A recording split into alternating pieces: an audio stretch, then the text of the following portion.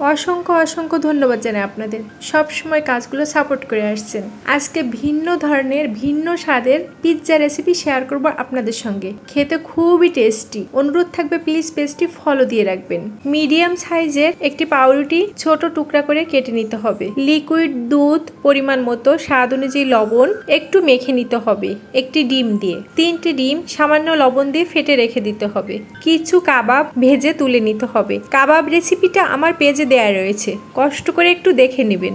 ডিম ভেজে তুলে নিতে হবে। কাবাব ভেজে রাখা তেল ফ্রাই প্যানে দিয়ে দিতে হবে। এরপরে পিৎজার ডো ফ্রাই প্যানে দিয়ে দিতে হবে আলতো হাতে। ডিম ও কাবাবগুলো উপর দিয়ে দিতে হবে। কিছু কাঁচা মরিচ পেঁয়াজ কুচি ছড়িয়ে দিতে হবে। 7 থেকে 8 পিস চিজের শিট, হাফ চা চামচ বিট লবণ, হাফ কাপ টমেটো সস উপর দিয়ে ছড়িয়ে দিতে হবে। ঢাকনা দিয়ে ঢেকে দিয়ে অল্প আছে চিজের শিট যত সময় না গলে যায় তত সময় রান্না করতে হবে। এরপরে নামিয়ে নিতে হবে। উপর দিয়ে মেয়োনিজ দিয়ে দিতে হবে।